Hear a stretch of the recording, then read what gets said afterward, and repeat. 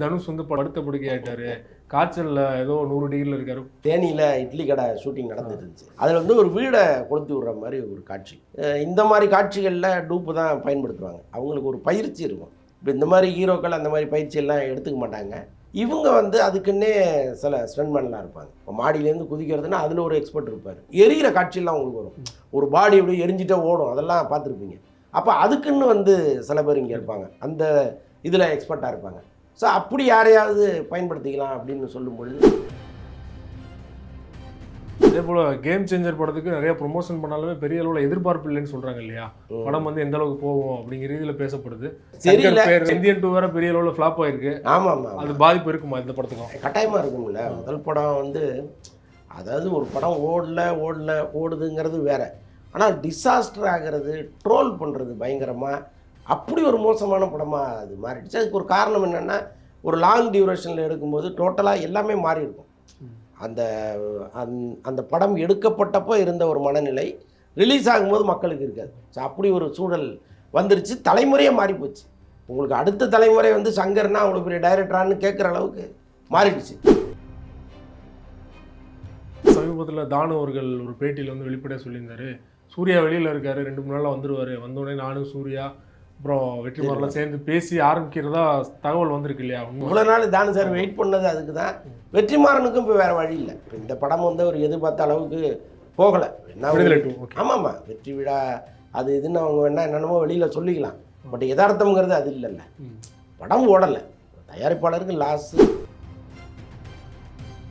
இது போன்ற எக்ஸ்க்ளூசிவான வீடியோக்களை தொடர்ந்து காண மீடியா சர்க்கிள் சேனலை சப்ஸ்கிரைப் பண்ணுங்க.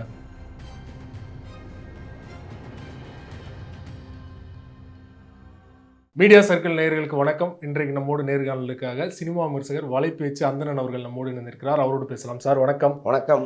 விஜய் அவர்கள் வந்து தீவிர அரசியலில் இறங்கிட்டாரு. தினசரி ஏதாவது ஒரு அப்டேட் வந்துக்கிட்டு தான் இருக்குது. தாவேகா சார்பாக வந்து சமீபத்தில் போராட்டம் கூட பண்ணியிருந்தாங்க, ஆளுநர் போய் சந்திச்சார்.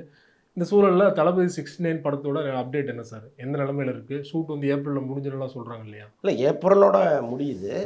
ஆனால் மாதத்துக்கு 15 நாள் டேட்டு கொடுத்துருக்காரு. ஓகே. இப்போ விஜயை பொறுத்தளவுக்கு கண்டினியூஸாக டேட்டை கொடுத்து படத்தை முடிச்சுடுவார். எப்போவுமே எந்த படமாக இருந்தாலும் அவர் நடுவில் ஒரு படத்தில் நடிச்சுட்டு இங்கே வர்ற வழக்கம் அவர்கிட்ட கிடையாது. ஒரு படத்தை ஆரம்பித்தாருன்னா முடிச்சுடுவார், அதுதான் அவருடைய பாலிசி. பட் இது வந்து ஒரு 15 நாள் அரசியலுக்காக வேணுங்கிறதுனால ஒரு மாதத்தை 2ஆக பிரித்து கொடுத்துருக்கிறாரு. அரசியல் வேலைகளும் பரபரப்பாக தானே பண்ணிட்டு. ஸோ அதனால் இந்த 15-15ன்னு கணக்கு பண்ணும்போது ஏப்ரலில் கரெக்டாக இருக்க முடியும். ஓகே. முழுக்க முழுக்க வந்து அரசியல் படமாக தான் வந்திருக்கா? எனக்கு கடைசி படம் அப்படிங்கிறனால நிறைய பேர் வந்து அரசியல் படமாக தான் இருக்க வாய்ப்பு இருக்குன்னு சொல்கிறாங்க. இல்லை, அரசியல் இருக்கும் அதில். பட் அப்படியே துருத்திட்டு இல்லாமல் சும்மா லைட்டாக இருக்கும், அவ்வளோதான். படத்துக்கு ஏதாவது ஒரு சிக்கல் வரும்னு நினைக்கிறீங்களா? ஏன்னா தீவிரமாக திமுக எதிர்க்க ஆரம்பிச்சிட்டாரு. ரெட் ஜெயின் கண்ட்ரோலில் தான் தமிழ் சினிமா இருக்குது அப்படின்னு ஒரு விமர்சனம் தொடர்ச்சியாக வந்துட்டு இருக்க சூழலில் இதெல்லாம் விஜய் யோசிச்சிருப்பார் இல்லையா? இந்த முடிவு எடுக்க சிக்கல் வந்தால் விஜய்க்கு நல்லது. ப்ரொமோஷன் ஆயிடாது. கட்டாயமாக ப்ரொமோஷன் ஆயிரும். மக்கள் மத்தியில் வந்து விஜயை கொண்டாட ஆரம்பிச்சிருவாங்க. பாருங்க, விஜயை நசுக்கிறதுக்கு திமுக ட்ரை பண்ணுதுங்கிறதே ஒரு பெரிய டூலாக கொண்டு போவாங்க தேர்தலுக்கு. ஸோ அதனால் அந்த வேலையை திமுக செய்யாது. வழக்கமாக விஜய் படம் வரும்போதெல்லாம் ஒரு பஞ்சாயத்து இருக்கும், வருமா வராதாங்கிற ஒரு டவுட்டு நடந்துகிட்டே இருக்கும். ஆனால் இந்த முறை அது எதுவுமே இல்லாமல் சூப்பராக அந்த படம் ரிலீஸ் ஆகும். அப்படி ஒரு வேளை நடந்ததுன்னா திமுக வந்து அறியாமல் செய்கிறார்கள் தான். தவறாயிரும், ரொம்ப தவறாயிரும். எப்படி எம்ஜிஆருக்கு நடந்ததோ அதே மாதிரி விஜய் கட்டாயமாகும். ஓகே. அதே போல் சமீபத்தில் இன்னொரு செய்தி, அது வந்து அவர் சொன்னதை வந்து நம்ம திரும்ப எடுத்துக்க முடியாது. ஆனாலுமே வந்து தனுஷ் வந்து படுத்த படுக்கை ஆகிட்டாரு, காய்ச்சலில் ஏதோ 100 டிகிரியில் இருக்காரு. ஃபர்ஸ்ட் அந்த தமிழில் பார்த்தோன்னா இன்னும் ஏதோ ஆயிடுச்சு போல அப்படின்னு பார்த்தோன்னா உள்ள பார்த்தோன்னா ஏதோ காய்ச்சல் அப்படின்னு சொல்லியிருக்காங்க. உண்மையில என்ன சார் நடந்தது? இல்லை, அது ஆக்சுவலாக என்னென்னா, தேனியில் இட்லி கடை ஷூட்டிங் நடந்துட்டு இருந்துச்சு. அதில் வந்து ஒரு வீடை கொளுத்தி விடுற மாதிரி ஒரு காட்சி. இந்த மாதிரி காட்சிகளில் டூப்பு தான் பயன்படுத்துவாங்க. அவங்களுக்கு ஒரு பயிற்சி இருக்கும். இப்போ இந்த மாதிரி ஹீரோக்கள் அந்த மாதிரி பயிற்சியெல்லாம் எடுத்துக்க மாட்டாங்க. இவங்க வந்து அதுக்குன்னே சில ஸ்டன்ட்மேன்லாம் இருப்பாங்க. இப்போ மாடியிலேருந்து குதிக்கிறதுனா அதில் ஒரு எக்ஸ்பர்ட் இருப்பார். எரியிற காட்சியெல்லாம் உங்களுக்கு வரும். ஒரு பாடி அப்படியே எரிஞ்சிட்டே ஓடும், அதெல்லாம் பார்த்துருப்பீங்க. அப்போ அதுக்குன்னு வந்து சில பேர் இங்கே இருப்பாங்க, அந்த இதில் எக்ஸ்பர்ட்டாக இருப்பாங்க. ஸோ அப்படி யாரையாவது பயன்படுத்திக்கலாம் அப்படின்னு சொல்லும் பொழுது, இல்லை நானே பண்ணுறேன் அப்படின்ட்டார். ஏன்னா அவர் டைரக்ட் பண்ணுற படம், அவர் தானே ஹீரோ. ஒரு ஹீரோ வந்து கம்ஃபர்டபுளாக இல்லைன்னா தான் டூப் வைக்கணும். நானே நல்லா இருக்குது, சரியாக இருக்குது, நான் பண்ணுறேன்னு சொல்லும் பொழுது உங்களுக்கு என்ன பிரச்சனைன்ட்டார் அவர். சரி ஓகேங்க அப்படின்ட்டாங்க. இப்போ உள்ளே போகும்போது அந்த புகை அவர் சுவாசிக்கும் போது பிரச்சனையாகி போச்சு. வந்துட்டு ஒரு 2 நாள் அவருக்கு உடம்பு சரியில்லை. டிஸ்கம்ஃபர்ட் இருந்திருக்குது, ஆனால் பெரிய அளவில் இல்லை. பெரிய அவர் ஏற்கனவே டஸ்ட் அலர்ஜி இருக்கு போல இருக்கு. ஓகே. ஸோ அது வந்து இன்னும் கொஞ்சம் கூடுதலாக மாறி இருக்கு. ஒரு 2 நாள் ரெஸ்ட் எடுத்துட்டு ஃபாரின் கிளம்பி போயிட்டார். அதே போல் கேம் சேஞ்சர் படத்துக்கு நிறைய ப்ரொமோஷன் பண்ணாலுமே பெரிய அளவில் எதிர்பார்ப்பு இல்லைன்னு சொல்கிறாங்க இல்லையா? படம் வந்து எந்த அளவுக்கு போகும் அப்படிங்கிற ரீதியில் பேசப்படுது. படம் வந்து ஏதாவது இதாயிருமா, அடுத்த இடத்துக்கு போயிருந்து நினைக்கிறீங்களா? தெரியல. சங்கர் ஏன்னா இந்தியன் 2 வேற பெரிய அளவில் ஃப்ளாப் ஆயிருக்கு. ஆமாம், அது பாதிப்பு இருக்குமா இந்த படத்துக்கும்? கட்டாயமாக இருக்கும்ல. முதல் படம் வந்து அதாவது ஒரு படம் ஓடுதுங்கிறது வேற. ஆனால் டிசாஸ்டர் ஆகிறது, ட்ரோல் பண்ணுறது பயங்கரமாக, அப்படி ஒரு மோசமான படமாக அது மாறிடுச்சு. அதுக்கு ஒரு காரணம் என்னென்னா, ஒரு லாங் டியூரேஷனில் எடுக்கும்போது டோட்டலாக எல்லாமே மாறி இருக்கும்.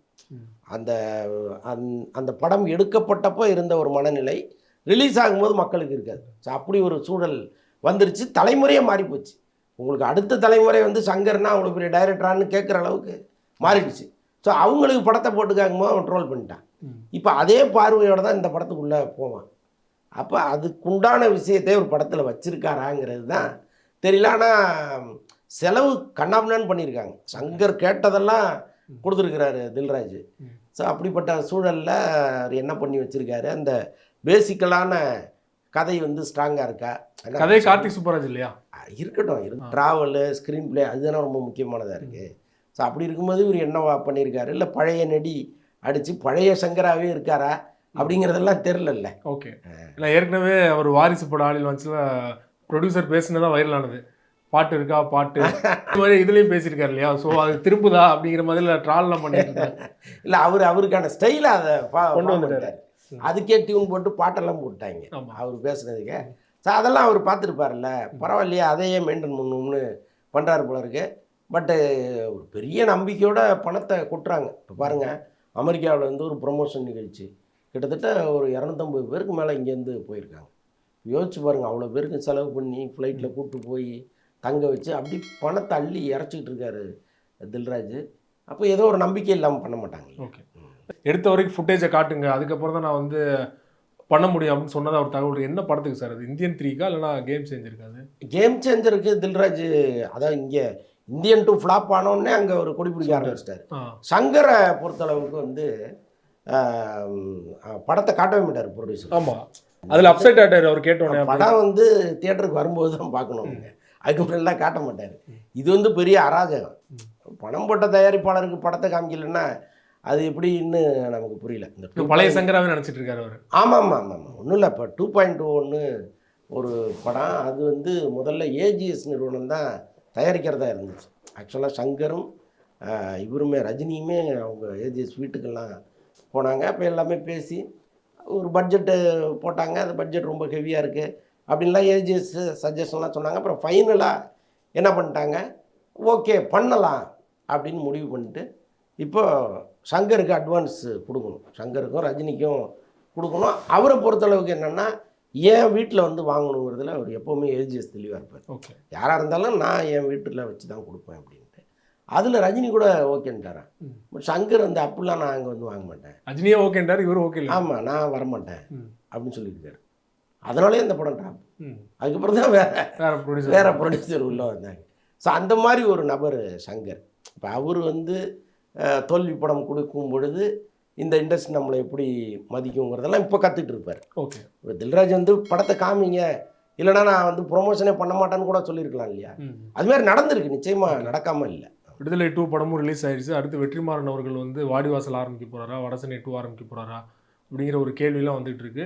இந்த சூழலில் சமீபத்தில் தானு அவர்கள் ஒரு பேட்டியில் வந்து வெளிப்படையாக சொல்லியிருந்தாரு, சூர்யா வெளியில் இருக்காரு, 2-3 நாளில் வந்துடுவார், வந்தோடனே நானும் சூர்யா அப்புறம் வெற்றிமாறலாம் சேர்ந்து பேசி ஆரம்பிக்கிறதா தகவல் வந்திருக்கு இல்லையா? இவ்வளோ நாள் தானு சார் வெயிட் பண்ணது அதுக்கு தான். வெற்றிமாறனுக்கும் இப்போ வேறு வழி இல்லை. இப்போ இந்த படம் வந்து ஒரு எதிர்பார்த்த அளவுக்கு போகலை. ஆமாம்மா, வெற்றி விழா அது இதுன்னு அவங்க வேணா என்னென்னமோ வெளியில் சொல்லிக்கலாம். பட் யதார்த்தம்ங்கிறது அது இல்லைல்ல. படம் ஓடலை, தயாரிப்பாளருக்கு லாஸு அப்படிங்கிறது தான் இப்போதைய தகவலாக இருக்குது. ஸோ அப்படி இருக்கும் பொழுது இது வரைக்கும் எல்லா படத்தையுமே வெற்றி படமாக கொடுத்த வெற்றிமாறனுக்கு முதல் சர்க்கிள் இப்போ தான் இந்த படம் தான். ஆமாம். அப்போ அவர் இதுலேருந்து இந்த அவமானத்துலேருந்து வெளியில் வரணும். அவர் வெளியில் மக்களுக்கு வேணால் தெரியாமல் இருக்கலாம், அது வெற்றி படம்னு நினச்சிட்டு இருக்கலாம். பட் இண்டஸ்ட்ரிக்கு தெரியும்ல. அப்போ நம்ம இதுலேருந்து முதல்ல வெளியில் வரணும். அப்போ வாடிவாசலை பர்ஃபெக்டாக எடுக்கணும்னு அவர் நினைப்பார்ல. ஸோ அதனால் வந்து அந்த படம் தான் பண்ண போகிறாங்க. நிறைவான ஒரு கேள்வி. விக்ரம் அவர்கள் நடிப்பில் வீரதீர சூரன் வந்து பொங்கலுக்கு வரல, பொங்கலுக்கு அப்புறம் தான் வரப்போகுது அப்படிங்கிற தகவல் முன்னாடி வந்துருச்சு.